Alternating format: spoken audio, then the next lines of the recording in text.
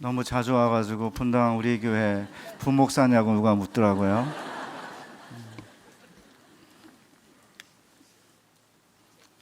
주전 177년 마르쿠스 아울렐리우스 황제가 통치하고 있던 때만 하더라도 기독교는 불법이었고 예수를 믿는다는 이유 하나만으로 투옥과 고문과 죽음의 위협을 감수해야 했습니다.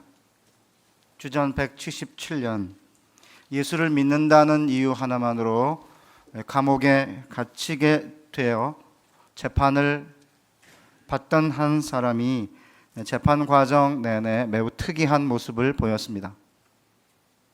어떤 질문을 던져도 나는 그리스도인이다 라는 말만 반복했기 때문입니다. 내 이름이 무엇이냐라는 질문에 나는 그리스도인이다 라고 답한 것은 어느 정도 이해할 수 있습니다. 그러나 내 출생지가 어디냐, 내 국적이 어디냐는 질문에 대하여 나는 그리스도인이다 라고 답한 것은 로마 판사가 이해하기가 어려웠습니다. 게다가 재판관이 내가 사는 도시가 어디냐? 라고 물어도 나는 그리스도인이다 라고 답하였을 뿐만 아니라 너는 자유인이냐 노예냐고 물어도 나는 그리스도인이라고 답한 것은 정말로 이해할 수 없는 노릇이었습니다. 재판을 받을 때뿐만 아니라 마지막에 뜨겁게 달궈진 의자에 묶여 고문을 당하며 마지막 숨을 쉴 때조차도 그의 답변은 하나밖에 없었습니다. 나는 그리스도인이다. 이렇게 재판 내내 마지막 숨을 거두는 순간까지 나는 그리스도인이라고 한 말만 반복하며 순교를 한 사람이 누군지 아십니까? 그는 비엔나의 젊은 집사 상투스였습니다. 사랑하는 분당 우리 교회 교우 여러분, 도대체 나는 그리스도인이라는 말의 의미가 무엇이기에 상투스는 모진 고문과 죽음의 위험 앞에서도 나는 그리스도인이다라는 말만 반복한 것일까요? 도대체 로마 제국의 박해 시절에 나는 그리스도인이다라는 고백은 무엇을 의미했을까요? 그리고 우리에게 그리스도인이다라는 것은 무엇을 의미해야 하는 것일까요? 이 질문에 답하기 위해 우리는 우선 상투스의 질문에 그리스도인이라는 명사 앞에 어떤 형용사도 붙어 있지 않음을 주목해야 합니다. 그럼에도 불구하고 우리는 나는 진실한 그리스도인이다, 나는 그래도 괜찮은 그리스도인이다, 나는 복음주의 그리스도인이다, 나는 성공한 그리스도인이다 라고 명사 앞에 그리스도인이라는 단어 앞에 형용사를 붙이기를 좋아합니다. 이렇게 명사 앞에 형용사가 붙는 것은 명사가 문화로 인해 오염되었기 때문이라고 유진 피터슨 목사님은 지적하고 있습니다. 오늘날 대부분의 국가에서 누구나 그리스도를 믿기 때문에 그리스도인이라는 명사가 오염된 것이 사실입니다. 예배 참석 잘하고 헌금하고 구제하고 선교지에 후원금을 보내고 교회에서 봉사하고 세상에서 하나님 때문에 좀 참으면 괜찮은 그리스도인이라고 생각하는 사람들이 적지 않습니다. 그러다 보니 그리스도인이라는 명사가 오염되었습니다. 따라서 우리는 형용사를 떼어내고 그리스도인이라는 명사를 건강한 명사로 되살려내야 합니다. 이렇게 병든 명사를 건강한 명사로 바꾸는 것이 무엇을 의미하는지를 보여주는 사건이 있었습니다. 2010년 봄에 저희 집을 방문한 조교가 최근에 음악 프로그램 하나, 나는 가수다라는 프로그램이 시작을 했는데 모든 연령대에서 인기가 있으니까 한번 보라고 저에게 제안을 했습니다. 저는 우선 제목부터가 나는 가수다라는 제목부터가 굉장히 흥미를 끄는 데다가 7명의 정상급 가수가 나와서 노래를 한 다음에 500명의 청중평가단의 평가를 거쳐 꼴찌가 탈락하는 서바이벌 형식의 음악 프로그램이라는 말을 듣고 나는 가수다를 보기 시작했습니다. 예쁜 얼굴과 긴 다리를 무기로 섹시한 춤을 추면서 5초 동안 가사를 돌려가며 노래 부르는 아이돌 가수를 흔히 5초 가수라고 부르는데 이런 5초 가수와는 달리 국민 가수라는 김건모 씨조차도 마이크를 잡은 손을 파르르 떨면서 노래를 부르는 모습에 나는 가수다라는 제목을 붙인 이유가 무엇인지를 조금은 이해할 수 있었습니다. 그러면서 저는 신학교나 교회에서 목사님들에게 설교를 시키고 설교를 제일 못하는 목사님 한 사람을 한 달간 감봉하는 나는 목사다라는 프로그램을 하면 어떨까라는 유치한 상상마저 했습니다. 물론 사실은 이렇게 안 해도 평가 다 끝났죠? 큰 교회 목사님들은 심각하게 평가를 당하는 것 같아요. 그런데 첫 번째 경연에서 청중평가단의 평가 결과 김건모 씨가 꼴찌가 되어 탈락하게 되었습니다. 립스틱 짙게 바르고라는 노래를 부른 다음에 뒤로 돌아서서 안 보는 사이에 입술 주변에 립스틱을 범벅으로 바르고 돌아서는 멋진 퍼포먼스를 했지만 결과는 탈락이었습니다. 진행자인 이설아 씨는 평가 결과를 받아들일 수 없다고 사회를 보지 않고 뛰쳐나갔고, 김재동 씨는 재도전의 기회를 주자고 제안했고, 담당 PD와 김건모 씨는 재도전의 기회를 수락했습니다. 이 모든 과정이 여과 없이 방영되자 시청자들이 화가 났습니다. 청중평가단의 결정에 따르겠다는 취지도 서바이벌 룰도 온데간데 없이 사라졌기 때문이죠. 많은 네티즌들이 7명의 가수 중에 선배인 김건모 씨가 떨어져 재도전의 기회를 준 게 아니냐 그러면서 나는 가수다가 아니고 나는 선배다라고 해야 된다고 생 난리를 쳤습니다. 한 언론인은 명쾌하게 모든 소란을 정리했습니다. 김건모는 찌질하고, 김재동은 오지랖이고, 이소라는 땡깡이고, 1등은 의미가 없고, 평가단은 바보되고, 프로그램은 난리가 나고, 시청자는 화가 났다. 진짜 언론인들 대단해. 어떻게 한 문장으로 모든 걸 다 정리하는지 몰라요. MBC 사장단이 담당 PD를 경질하고, 김건모 씨는 재도전을 사퇴하고, 그리고 한 달 동안 방송이 중단되었습니다. 그 모든 과정을 보면서 저는 이 세상 사람들도 형용사가 붙어있지 않은 나는 가수다, 진짜 가수를 갈망하고 있다는 사실을 느낄 수 있었습니다. 사랑하는 분당 우리 교회 여러분, 이건 우리 기독교에 대해서도 마찬가지가 아닐까요? 세상 사람들은 우리에게 어떤 형용사도 붙어있지 않은 그리스도인을 바라고 있는 것은 아닐까요?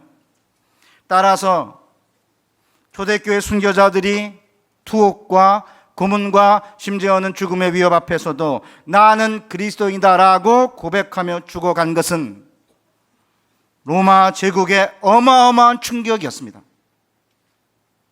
따라서 역사를 거쳐오며 오염되어 온 이 그리스도인이라고 하는 명사의 원래 의미가 무엇인지를 다시 한번 오늘 이 아침 살펴보면서 하나님께서 오늘 우리에게 말씀하시는 세미한 음성을 듣는 은혜의 시간이 되시고 우리 자신을 거울에 비추어 보는 시간이 되시기를 바랍니다. 우리가 다 알다시피 예수를 따르는 자들이 처음부터 예루살렘 교회에서 스스로를 그리스도인이라고 부른 게 아닙니다.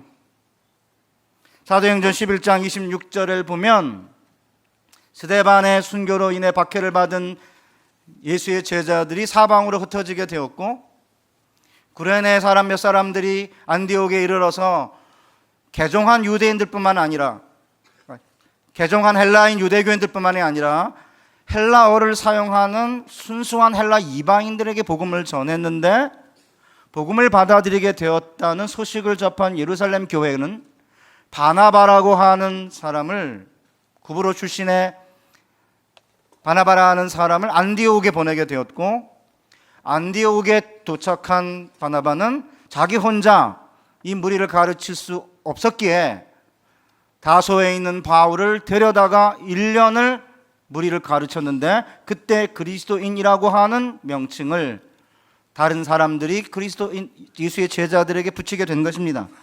사도행전 11장 25절 보면 바나바가 사울을 찾으러 다소에 가서 만남에 안디옥에 데리고 와서 둘이 교회에 1년간 모여 있어 큰 무리를 가르쳤고, 제자들이 안디옥에서 비로소 그리스도인이라 일컬음을 받게 되었더라. 그렇게 그리스도인이라는 명칭은 스스로 제자들이 붙인 명칭이 아니라 안디옥의 사람들이 제자들에게 붙인 별명이었습니다. 그렇다면 외부 사람들이 이 예수의 제자들, 안디옥에 있는 예수의 제자들의 독특한 특징을 보고 붙여준 별명이라면 도대체 그 의미는 무엇일까요? 우선 그 단어의 의미를 알려면 어원을 찾아야 됩니다. 여기 그리스도인이라고 하는 헬라어는 크리스티아노인데, 크리스투스, 그리스도라고 하는 헬라어 단어에 이아노이, 사람들이라는 접미사가 붙은 거예요. 그러니까 그리스도의 사람들, 그리스도에게 속한 자들이라고 번역할 수 있습니다. 그런데 이렇게만 해가지고는 정확하지 않잖아요, 그죠? 그리스도의 사람들, 잘 이해가 안 되죠.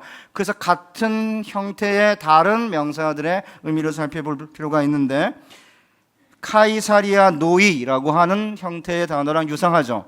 카이사리아 노이는 카이사르, 황제, 우리 한글 성경에서는 가이사라고 부르는데 그 카이사르에다가 이아노이 붙어가지고 가이사의 사람들이라고 하는 단어랑 형태가 유사합니다. 그런데 여기에 가이사의 사람들, 카이사르의 사람들이란 말은 단순하게 가이사의 가문이나 가이사의 사람들을 가리키는 게 아니라 가이사에게 목숨 건 사람들, 가이사의 목숨을 보호하는 사람들, 가이사에게 사실은 헌신한 자들, 그래서 가이사의 노예들이라고 부를 수 있습니다. 실제로 빌립보서에 보면 똑같은 단어는 아닌데, 모든 성도들이 너희에게 문안하되 특히 가이사의 집 사람들 중 몇인이라고 했는데, 여기에 가이사의 집 사람들은 똑같은 단어는 아니에요. 그러나 이 사람들도 동일하게 황제의 가문을 가리키는 게 아니라 황제에 속해 있는 노예나 황제에게 속해 있는 노예였다가 해방된 노예, 해방된 다음에도 보통 주인을 섬기거든요. 그런 자들을 가리킨다는 것이 학자들의 일반적인 견해입니다. 어찌되었든 카이사리아 노이가 로마 황제와 로마 제국의 목숨 건 자들을 가리키는 것이라고 한다면, 크리스티아노이는 그리스도에게 목숨 건 자들, 그리스도의 노예들, 그리스도의 왕국에 목숨 바친 자들이라는 의미입니다. 따라서 초대교회 핍박 상황에서 로마의 판사가 너는 누구냐라고 묻는 것은 로마 신에게 제사를 드리며 로마의 황제에게 속해 있는 자냐 아니냐를 묻는 질문이었기 때문에 순교자들은 한결같이 나는 그리스도인이다, 나는 그리스도에게 목숨 건 자, 나는 그리스도에게 속한 노예다 라는 뜻으로 나는 그리스도인이다 라고 답한 것입니다. 사랑하는 분당 우리 교회 여러분, 처음에는 아마 이런 이야기가 굉장히 의아하게 들릴 것입니다. 그러나 실제로 초대교회 순교자들의 재판 과정을 유심히 살펴보면 이 이야기가 무슨 뜻인지를 분명하게 알 수 있습니다. 판사로부터 너는 누구냐라는 질문을 받으면 실제로 순교자들은 가이사의 노예와 그리스도의 노예라는 단어를 써서 답을 했다고 합니다. 예를 들어 어떤 그리스도인들은 너는 누구냐라는 질문에 대해 나는 가이사의 노예다, 그러나 그리스도로부터 직접 자유를 받은 자유인이다 라고 답을 한 반면에, 어떤 그리스도인들은 나는 자유인이다, 그러나 나는 그리스도의 노예다라고 답을 했다고 합니다. 이런 답변을 들은 로마의 판사들은 처음에는 잘 이해할 수가 없었습니다. 가이사의 노예이지만 그리스도께로부터 직접 자유를 받은 자유인이다? 라는 말을 로마 판사들이 이해할 수가 없는 거죠. 아니, 노예면 노예지 무슨 그리스도가 자유를 준 자유인인가? 판사들은 이해할 수가 없었습니다. 더욱이 나는 자유인이다, 그러나 그리스도의 노예라는 말을 로마 판사들은 이해할 방법이 없었습니다. 자유인이면 자유인이지 또 무슨 그리스도의 노예냐, 이해가 안 되자 실제로 이 사람들이 자유인인지 로마의 시민인지 아니면 노예인지를 밑에 있는 하급 관리들에게 확인하라고 지시하였습니다. 그러나 로마 관리들이 이해할 수 없었던 일이 순교자들에게는 너무나 명확한 진리였습니다. 순교자들은 이 땅에서 노예이든 자유인이든 그리스도인으로 인해 결정적인 신분의 변화를 온몸으로 경험했기 때문입니다. 순교자들은 자신이 가이사의 노예라고 하더라도 그리스도의 부름을 받는 순간 그리스도로부터 자유를 부여받은 자유인이라는 사실을 온몸으로 경험하였습니다. 아니, 정반대로 자신이 자유인이라 하더라도 그리스도의 부르심을 받아들이는 순간 그리스도의 노예가 되었다는 사실을 순교자들은 너무나 잘 알고 있었습니다.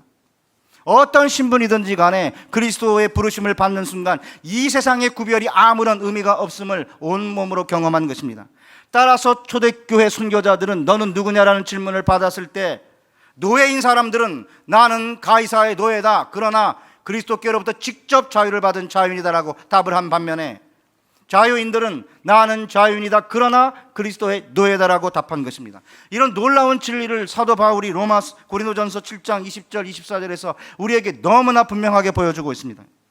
각 사람은 부르심을 받은 그 부르심대로 지내라. 내가 종으로 있을 때 부르심을 받았느냐 염려하지 말라. 그러나 내가 자유롭게 될 수 있거든 그것을 이용하라. 주 안에서 부르심을 받은 자는 종이라도 주께 속한 자유인이요 또 그와 같이 자유인으로 부르심을 받은 자는 그리스도의 종이니라. 너희는 값으로 사신 것이니 사람들의 종이 되지 말라. 바울은 그리스도의 부르심을 받았을 때의 신분을 호전시키는데 사활 걸지 말라라고 권면하고 있습니다. 종으로 있을 때 그리스도의 부르심을 받아 그리스도인이 되었다면 자유인이 되려고 사활 걸고 안달복달하지 말라는 것입니다. 제자들은 노예라고 하더라도 그리스도의 부름을 받는 순간 이미 그가 주신 자유로 인해 자유인이 되었다는 것입니다. 물론 자유롭게 될 기회가 있으면 그것을 이용해도 좋다고 말해요. 로마 시대의 노예들은 개인 시간이 좀 있으면 그 시간에 열심히 일을 해가지고 돈을 벌어서, 물론 그렇게 벌 때에는 또 주인이 또 떼어간대요. 10%가 얼마를. 참 대단하죠. 뭐 그렇게 해서 어떤 돈을 벌어가지고 신전에 이렇게 기탁을 한 다음에 어느 정도의 돈이 모이면 주인을 데려가서 제사장으로부터 주인에게 돈을 주고 제사장이 이 사람은 신의 노예다 이렇게 되면 자유인이 되는 거예요.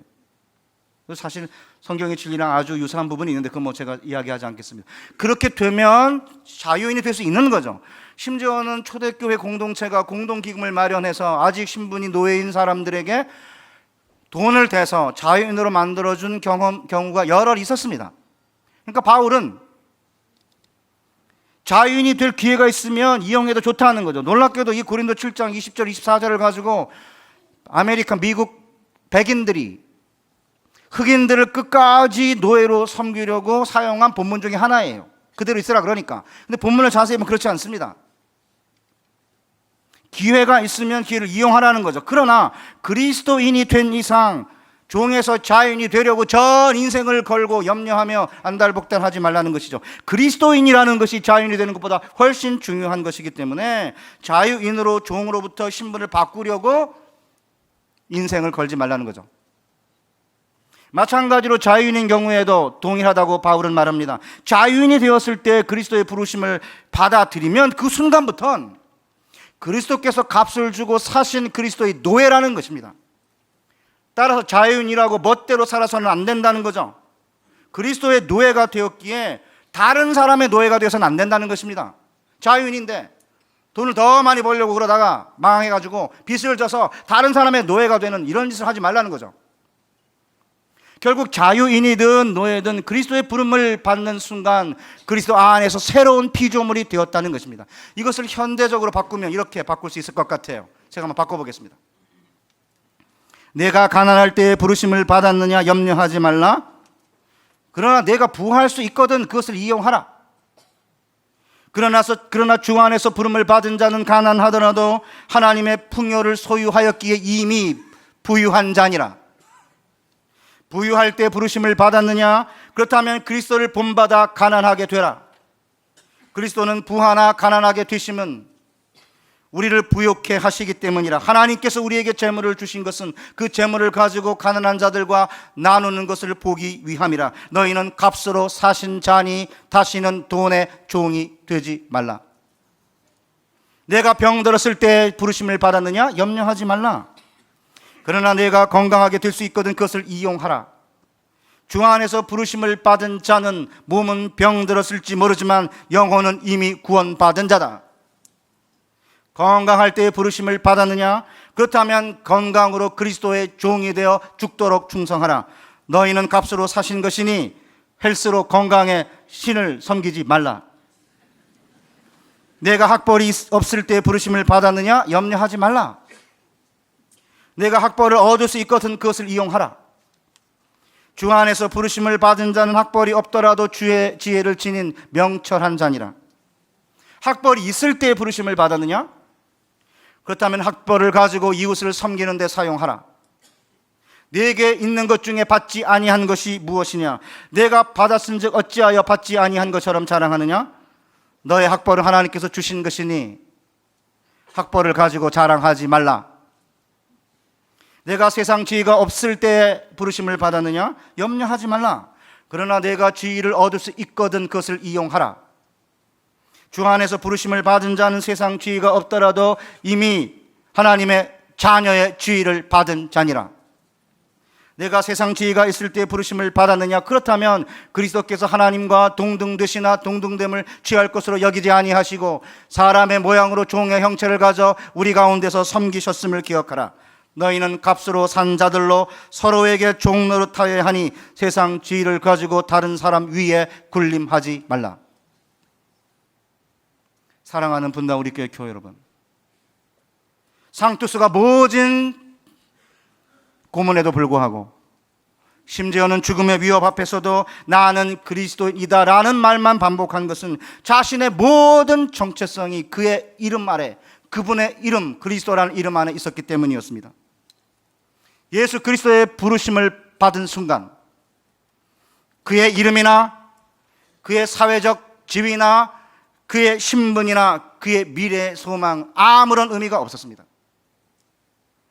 왜냐하면 상투스는 로마 시대에 주인이 새로운 노예를 사면 그 노예에게 새로운 이름을 붙여주었는데 상투스는 그리스도의 부름을 받는 순간 그리스도의 노예가 되었기에 그리스도인이라는 이름을 부여받았기 때문에 내 이름이 무엇이냐는 질문에 나는 그리스도인이라고 대답한 것입니다. 상투스는 그리스도의 부름을 받는 순간 자신이 노예든 자유인이든 중요하지 않았습니다. 비록 자신이 노예라 하더라도 그리스도로 인해 자유를 부여받았기 때문에 노예란 사실이 아무런 문제가 되지 않았습니다. 설령 자신이 자유인이라 하더라도 그리스도께서 값주고 사신 자이기에 그리스도의 노예이기 때문에 그의 신분이 무엇이든 아무런 문제가 되지 않았습니다. 그에게 가장 중요한 결정적인 요인은 그리스도이기 때문에 나는 그리스도인이라고 모든 질문에 답을 한 것입니다. 그의 이름도, 그의 국적도, 그의 고향도, 그의 사회적인 신분이나 지위도, 그의 미래의 희망도 모두 다 그리스도에게 달려 있는 것이기에 그의 모든 것을 결정하는 핵심 가치는 그리스도였습니다. 나는 그리스도라고 하는 고백은 단순하게 로마 제국 시대에만 의미가 있었던 것은 아닙니다. 오늘날도 나는 그리스도인이라는 고백이 엄청난 힘을 발휘하는 곳이 있습니다. 샌프란시스코에서 목회를 잘하는 저의 친구가 23년 만에 한국을 방문해가지고 저희 학교에서 실현회를 인도했습니다. 2년 전에 미국의 갈빈 신학교를 같이 다녔는데 23년 만에 처음으로 만났습니다. 저희 집에 오라고 그래서 이제 식사를 나누는 중에 이 목사님이 중국에 있는 한 선교 사업의 이야기를 하는 걸 듣고 제가 감동을 받았습니다. 동문이라는 곳에서 한국 기업인이 하는 야간 학교를 양학을 돕고 있다는 이야기였습니다. 한국의 부모가 일하러 나오면서 버려진 아이들이 현장 목회자의 추천으로 들어와서 낮에는 일하고 밤에는 이제 공부하는, 그래서 중고등학교 졸업장을 받는 학교인데 이 아이들이 부모에게 버림받았다라는 느낌 때문에 공부를 안 하다가 점차 변화하면서 중학교, 고등학교 졸업장을 따는 졸업식장에는 눈물바다가 된다는 것이었습니다. 그런데 더욱 놀라운 건 이 아이들이 끝내는 교회를 찾아간다는 것이었습니다. 그 이유가 무엇인지 아십니까? 선교사님들이, 예학 선생님들이 복음을 잘 전했기 때문이 아닙니다. 중국에서는 이 아이들에게 복음을 전하는 것이 불법이기 때문에 딱 한 문장, 나는 그리스도인이다 라는 말 외에는 어떤 복음도 전할 수가 없다는 것이었습니다. 그런데 놀라운 건 나는 그리스도인이라는 그 말 한마디를 듣고 아이들이 끝내는 교회를 찾아 나간다는 것이었습니다. 나는 그리스도인이라는 이 한마디가 복음을 전할 수 있는 최대의 도구가 될 수 있다는 사실 놀라지 않으십니까? 사랑하는 분당 우리 교회 여러분, 우리는 어떻게 살고 있습니까? 나는 그리스도라는 말 한마디에 기독교의 복음이 무엇인지 다른 일이 다 알 수 있게끔 살아가고 계십니까? 도대체 어떻게 해야 나는 그리스도인이라는 말 한마디만으로도 복음을 전할 수 있을까요? 이를 알기 위해서 우리는 다시 안디옥 교회 첫 상황으로 돌아갈 필요가 있습니다. 수리아 안디옥은 우리가 살고 있는 강남과 분당 같은 거대한 도시였습니다. 안디옥은 지중해로 연결되어 있는 오론테스 강변에 위치한 수리아의 중요한 도시였기 때문에 로마와 알렉산드리아에 이어 그 뒤에 이어서 로마 제국의 제3대 풍요로운 도시였습니다. 도시 인구가 50만 명이고 로마 시리아 군단 본부가 있는 곳이었고 초대교회 시대 정치적으로 가장 안정된 도시였기 때문에 안디옥은 동방의 여왕이라는 별명을 가질 만큼 안정되고 풍요로운 도시였고, 이 도로는 로마보다 훨씬 휘황찬란했기 때문에 어떤 학자들은 황금의 거리라고 부르기도 하였습니다. 그런데 정말 흥미로운 것은 로마 시대의 황금 도시 한복판에서 예수의 제자들은 그리스도인이라는 별명을 받았다는 사실입니다. 그러기에 꼭 중국 공산당의 기독교 박해 아래서 뿐만이 아니라 세속 도시인 강남과 분당 한복판에서 얼마든지 예수의 제자들은 그리스도인이라는 별명을 받을 가능성이 있는 것입니다. 그렇다면 어떻게 안디옥에서 제자들이 그리스도인 이름을 얻었습니까? 안디옥에는 우리 주 예수 그리스도의 이름을 위하여 자신들의 생명을 넘긴 사람들이 있었기 때문이었습니다. 그들이 누구입니까? 안디옥에서 1년 동안 가르쳤던 바나바와 바울이었습니다. 사도행전 15장 23절 이하를 보면 바나바와 바울을 이렇게 묘사하고 있습니다. 들은즉 우리 가운데서 어떤 사람들이 우리의 지시도 없이 나가서 말로 너희를 괴롭게 하고 마음을 혼란하게 한다 하기로 사람을 택하여 우리 주 예수 그리스도의 이름을 위하여 생명을 아끼지 아니한 자인 우리가 사랑하는 바나바와 바울을 함께 너희에게 보내기를 만장일치로 결정하였노라. 사도와 장로와 온 교회가 바나바와 바울과 함께 자기들의 사람 두 사람 바사바라는 유다와 실라를 보내면서 지금 바나바와 바울이 어떤 사람인지 설명하고 있는 겁니다. 우리 주 예수 그리스도의 이름을 위하여 자기 생명을 아끼지 아니한 자를 직역하면 우리 주 예수 그리스도의 이름을 위하여 자기의 생명을 넘긴 자라고 번역을 해야 되는데 왜 이렇게 번역했는지 모르겠습니다. 아끼지 아니한 게 아니라 넘긴 자입니다. 예수 그리스도의 이름을 위하여 자기의 생명을 넘긴 바나바와 바울이 1년 동안 안디옥에서 제자들을 가르쳤습니다. 그래서 사실은 그 전부터 죽게 돌아온 자들이 많았고, 그래서 바나바가 죽게 붙어 있으라고 그랬고, 그래서 많은 사람들이 죽게 붙어 있고 죽게 돌아오고 죽게 속하게 되면서 1년 동안 자신의 생명을 예수 그리스도의 이름을 위하여 넘긴 자인 바나바와 바울이 1년 동안 가르치고 나자 그 무리들을 안디옥 사람들이, 아니면 어떻게 보면 로마의 행정관리들이 요 인간들은 그리스도에게 미친 자들, 그리스도에게 자신의 생명을 건 자들, 그리스도의 노예들이라는 이름으로 카리사리아 노이와 유사하게 크리스티아 노이라는 이름을 붙인 것입니다. 그 후에 로마 제국의 기독교 박해 시대에 정말로 예수의 제자들은 그리스도를 위해 목숨을 내어놓았죠. 사랑하는 분당 우리 교회 여러분, 왜 굳이 생명을 내어놓고 순교하면서까지 예수 그리스도를 증언해야 합니까? 사실은 많은 사람들이 실제적으로 생명은 자연스러운 거고 또 죽음도 자연스러운 거라고 생각합니다. 특별히 불자들이 최근에 죽음을 그렇게 심각하게 생각하지 마라, 죽음이라는 것은 자연의 한 부분에 지나지 않는 거기 때문에 그냥 자연스럽게 받아들이면 되지, 왜 죽음을 가지고 그렇게 안달복달하냐 그러는데 그 말도 안 되는 소리입니다. 생명은 자연스러운 게 아닙니다. 생명을 하나님께서 주신 거죠. 죽음도 마찬가지로 하나님께서 가져가시는 거고, 사실 우리가 또 주님께 자신의 생명을 드리면 이것은 가장 분명하게 우리의 생명의 주인은 하나님이심을 보여주는 가장 극명한 증언 아니에요? 제가 제 딸내미가 시집간 이야기를 했는데 우리 뒤에 계시는 우리 그 예배 담당 목사님이 힌트 하나 줬는데 제가 힌트가 연결이 안 되다가 세 번째 예배 시간 오늘 지금 금방 좀 전에 생각이 났습니다. 딸내미 얘기를, 딸내미 결혼했거든, 금요일 날. 딸내미 누구 소유입니까? 엄마 소유죠. 엄마가 10개월 동안 뱃속에 있었기 때문에 저는 뭐 순식간에 뭘 하나 좋은 것밖에 없고, 나머지는 이제 10개월 동안 뱃속에 있고, 그 다음에 주로 제가 돈을 주긴 했지만 제 아내가 키웠기 때문에 소유는 엄마 겁니다. 진짜입니다. 우리가 뭐 도자기 만들면 도자기 만든 사람 거잖아요. 그러니까 아빠는 한 20%, 엄마는 한 80% 되는 것 같아요.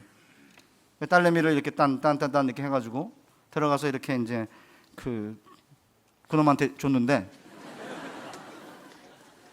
이게 생명을 넘기는 거구나. 이건 제 생명인데. 근데 안 아깝더라고요.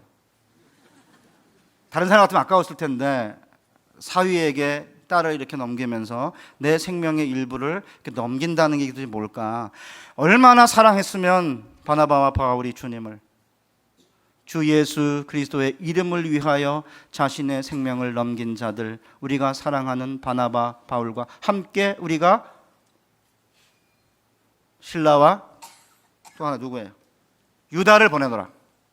사랑하는 분당우리 교회 여러분, 진정한 생명의 주인은 누구인지를, 진정 우리가 경배해야 될 대상은 누구인지를 보여줄 수 있는 가장 분명하고 극명한 방법은 생명의 주인이 누구인지를 보여주는 방법 아닌가요? 그래서 순교자들은 고문과 죽음의 위협 앞에서 나는 그리스도인이라는 말을 반복한 채 생명의 주인이 주님이심을 극명하게 드러내고 목숨을 주님께 드린 것입니다. 대학 시절에 심플웨이라는 무소유 공동체를 결성하여 노숙자들을 돕는 운동을 펼친 쉐인 클레어본이 믿음은 행동이 증명한다라는 책 안에 이런 글을 실었습니다. 한 번은 목회자 친구가 이렇게 말한 적이 있다. 우리의 문제는 더 이상 순교자가 없다는 거야. 우리에게는 유명 인사들만 있어. 그게 문제야. 어쩌면 한국교회 문제인지도 모르죠. 순교자는 없고 유명 인사만 있으니까. 사랑하는 분당 우리 교회 여러분, 이런 이야기를 들으면 오늘 순교자 시대가 아닌데, 순교 시대가 아닌데 우리 보고 어떻게 하란 말이냐, 그런 질문 당연하게 나오죠. 맞습니다. 오늘은 순교를 하고 싶어도 할 수 없는 시대입니다. 그러나 순교자 시대가 끝났음에도 불구하고 교회는 순교자의 정신으로 살아가려는 시도를 끊임없이 감행했습니다. 그것이 무엇입니까? 제자도 아닙니까? 한 번에 박해하는 자들에게 의해 고문을 당하고 자신의 목숨을 단기간에 드리는 것이 순교라고 한다면, 제자도란 매일의 일상의 삶 속에서 그리스도를 위해 목숨을 거는 삶의 자세로 살겠다고 순교를 짧게 이렇게 나눠가지고 이렇게 퍼뜨려 놓은 거 아닌가요? 한국교회가 지난 반세기 동안 특별히 사랑의 교회와 분당 우리 교회가 제자도와 제자 훈련을 강조한 이유가 무엇입니까? 모든 교우들을 훈련시켜 그 인격을 예수를 닮도록 하고 예수님의 사역을 계승하는 소명자로 만들기 위해서 아닌가요? 그를 위해서 해왔는데 이제 조금 어려움이 있다는 이유 때문에 뒤로 물러간다면 그럼 어떻게 하겠다는 건가요? 비록 어려움이 있고 단점이 있어도 해야 되는 거 아닌가요? 그럼 뭘 할 겁니까? 예수 그리스도를 위해서 자신의 생명을 넘긴 자들의 가르침을 받아 1년 동안 안디옥 교회 교인들이 예수에 속해 있고 예수에게 돌아오고 예수에게 붙어 있음으로 말미암아 사람들이 얘네들은 그리스도인이라고 이름을 붙였다고 한다면 우리가 할 수 있는 똑같은 거 아닌가요? 바울과 바나바와 같이 자신의 생명을 그리스도의 이름을 위하여 넘긴 자들의 도움을 받아 가르침을 받아 모여서 모든 교우들이 자신의 생명을 아끼지 아니하고 오직 하나님 한 분만이 생명의 주인이심을 우리의 매일의 삶 속에서 이렇게 잘게 잘라가지고 순교의 자세로 살아가는 거, 이게 제자도라고 한다면 그걸 어떻게 포기하죠? 따라서 제자도를 통해 예수 믿는 사람들이 그리스도인이라는 칭호를 들으려면 교회 안에 유명 인사들만 있어서는 안 됩니다. 교회 안에 그리스도의 이름을 위해 자신의 생명을 넘기는 바나바, 바울 같은 제자들이 있어야 합니다. 제게는 그리스도의 이름을 위해 자신의 생명을 내어놓은 존경하는 동계 목사님이 있습니다. 금식기도를 자주 한다고 하던 이 목사님이, 왜 자주 했는지 몰랐습니다. 처음에는 대장암에 걸렸습니다.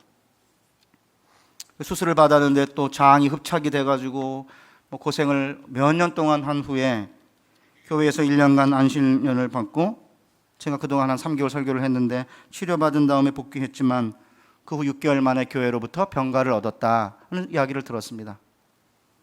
그리고 병가가 아직 안 끝났는데 갑자기 아무런 조건 없이 사임 의사를 교회에 밝혔다는 이야기를 갑자기 제가 접하게 되었습니다.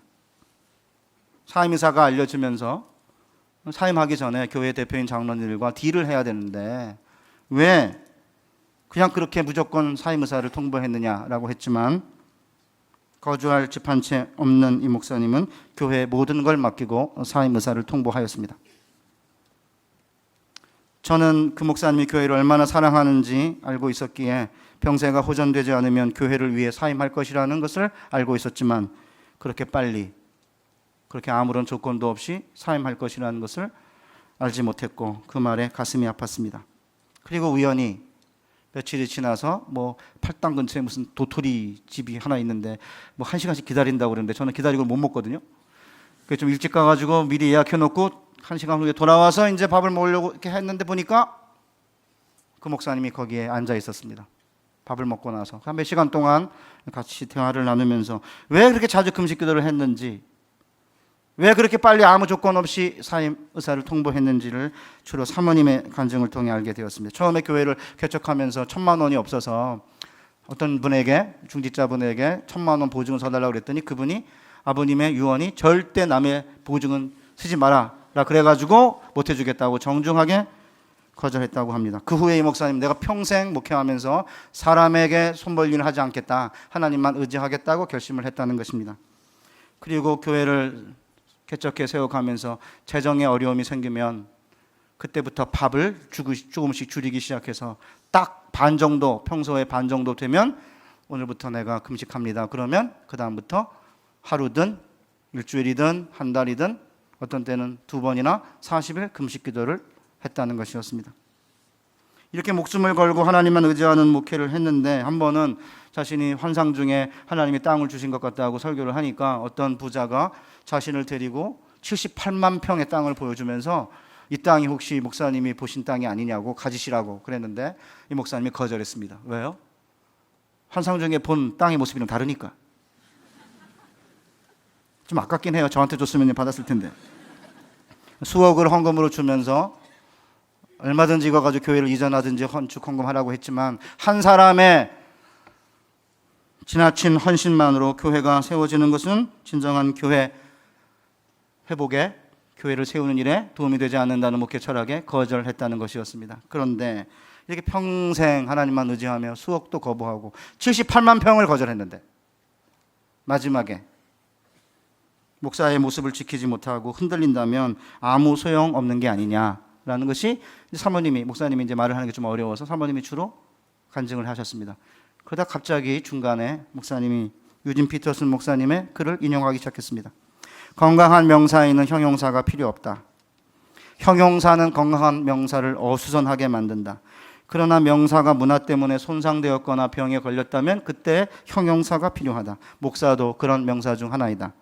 목사란 명사는 힘이 넘치고 강건한 단어였다. 어려서부터 그 단어는 하나님에 대해 열정적이고 사람들에게 정이 많은 사람을 연상시켰다. 요즘에도 사람들이 내게 어떻게 불리고 싶냐고 물으면 나는 늘 목사라고 대답한다.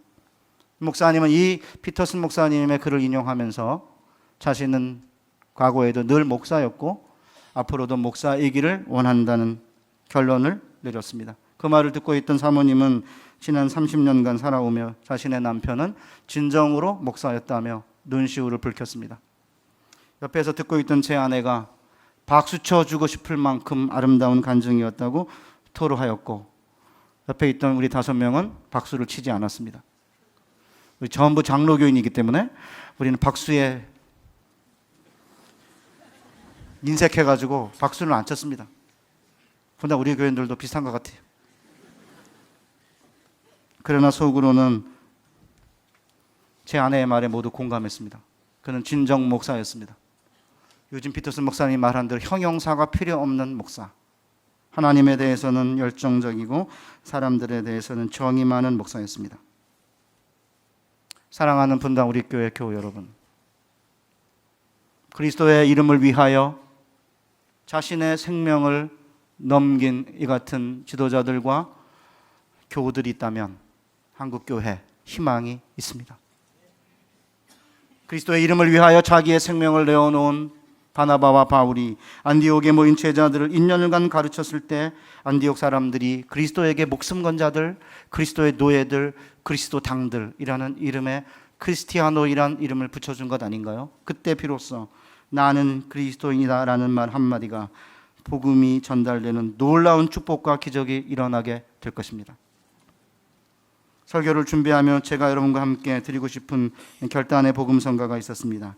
나의 맘속에 온전히 주님만 모셔놓고란 노래인데, 가사를 보면 우리가 이렇게만 산다면 얼마든지 나는 그리스도인이라는 말 한마디로 복음을 전할 수 있었을 것이라는 느낌이 들어요. 나는 목사다, 나는 그리스도인이다, 나는 장로다, 나는 권사다, 나는 집사다, 나는 순장이다, 나는 교사다, 나는 성가대원이다.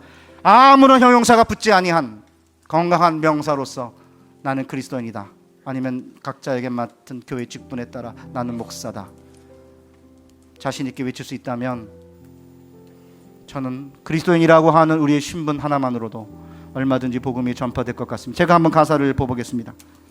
나의 맘속에 온전히 주님만 모셔놓고 나의 정성을 다하여 주를 섬기리. 기쁘나 슬프나 오직 한맘 주 위에 한평생 주만 모시고 찬송하며 살리라. 주는 나의 큰 능력, 주는 나의 큰 소망. 내가 항상 영원히 주님만을 섬기리. 2절, 항상 나 함께 계셔서 떠나지 마옵소서. 주를 섬기는 내 정성 받으옵소서. 3절, 주만 섬기고 사는 것 더 없는 기쁨이요, 내가 주가 내 안에 계셔서 동거함이라. 기쁘나 슬프나 오직 한맘 주 위에 한평생 주만 모시고 찬송하며 살리라. 주는 나의 큰 능력, 주는 나의 큰 소망. 내가 항상 영원히 주님만을 섬기리. 1, 2절은 앉아서, 그 다음에 3절은 일어나서 이 복음성가를 우리의 결단으로 드리도록 하겠습니다. 나의 마음속에 온전히,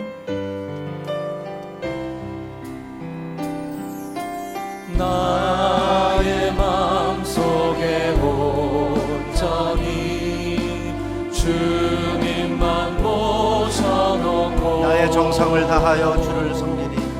나의 정성을 다하여 주를 섬기리.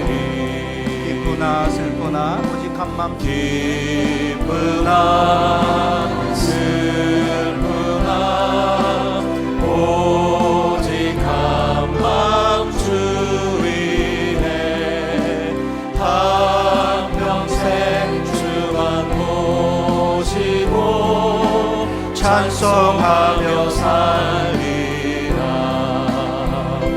주는 나의 그 능력, 주는 나의 큰 소망. 내가 항상 영원히 주님만을 섬기리. 항상 나 함께 계셔서 떠나지 마. 항상 나 함께 계셔서 떠나지 마옵소서. 주를 섬기는 내 정성 받으옵소서. 기쁘나 슬프나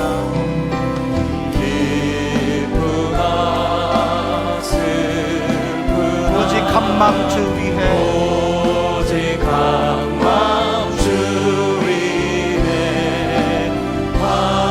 한평생 주만 모시고 찬송하며 살리라. 주는 나의 그 능력, 주는 나의 큰 소망. 내가 항상 영원히 주님만을 섬기리. 다 같이 일어나서 주만 섬기고 사는 것.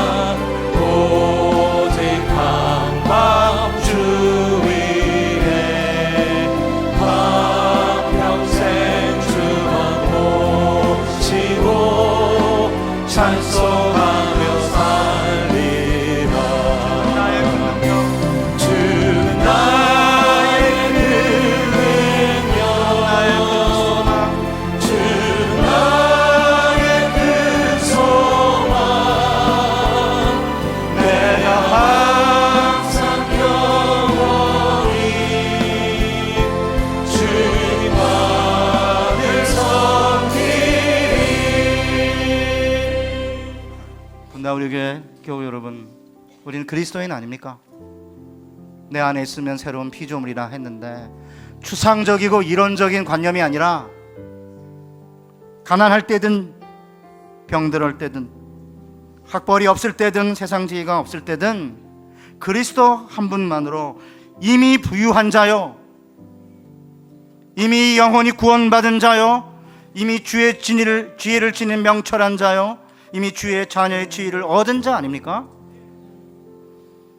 부유하고 건강하고 학벌이 있고 세상 지혜가 있을 때 부름받았다면 다 하나님이 주신 것 아닌가요? 모든 좋은 것은 다 하나님이 주신 건데 왜 받지 아니한 것처럼 자랑하죠? 우리 모두는 오늘 우리 이 그리스도 한 분만이 우리의 모든 정체성을 결정하는 핵심적인 요소이기 때문에 어떤 상황에 있든지 간에 그리스도 안에 있는 새로운 피조물로서 살아가게 해달라고 우리 통성으로 기도하겠습니다. 하나님 아버지, 나는 그리스도이라는 고백이 우리의 평생의 고백이 되게 하여 주옵소서. 병들었을 때든 가난할 때든 지위가 없을 때든 학벌이 없을 때든 어디 그리스도 안에서 우리는 이미 자유한 자요, 이미 구원을 얻은 자요, 이미 지혜를 얻은 자요, 세상의 유혹과 시험 가운데서라도 하나님의 자녀의 지혜를 얻은 자로서 그리스도로 말미암아 그 어떤 것도 주소한 아버지 하나님, 우리에게 있습니다. 사용과 같은 형통사가 주변에 있는 사람들에게 드러내고 그리스도를 있는 사랑하기 위해서 같이 하나님 사명이 필요한 것입니다. 아버지 명예와 죄가 하나님이 세상을 사랑하는 자유이며 우리가 자유이지만 예수를 통해 속한 종이라는 것을 깨달아요. 하나님 아버지, 그리하여서 이 세상을 향하여서 책임 있는 믿음의 사랑으로 책임 있는 복음 전도자로 살아갈 수 있도록 도와주시고 때로는 우리에게 주신 위치와 또 물질과 여러 가지 능력이 있다며 그것을 이용하여 하나님의 영광을 전해낼 수 있도록 하여 주시되 그것이 하나님 아버지와 그리스도의 종량을 방해하지 않도록 도와주시고 우리가 늘 복음 안에 자유하게 하여 주시고 하나님 아버지, 그럼에도 불구하고 주께서 우리에게 순종을 요구하실 때마다 그리스도의 종으로서 신이 자발적으로 너에게 하나님 아버지 더 이상 자발적하고 이 교회에 하나님의 영광을 전해내시기 위한 삶들을 살아가기 원합니다. 오늘 주께서 주신 말씀 가운데 우리가 신비의 성경 그리스도인 함께 도와주시옵소서. 하나님 아버지, 나는 그리스도인이다. 이 한마디가 우리의 지위가 무엇이든 우리 학벌이 무엇이든 우리가 부하든 가난하든 병들었든 건강하든 현재 우리의 삶을 뒤집어 놓는 새로운 결정적인 영향이 되게 하여 주시고 우리 주변에 있는 사람들이 이 모습을 보고 우리가 그리스도인이라고 하는 사실이 무엇인지를 경험하고 우리의 유일한 구원이시여 우리의 생명이여 길이여 진리 되신 그리스도께 나아와 우리와 함께 이 아름다운 복을 누리는 복된 교우들이 되게 하여 주옵소서.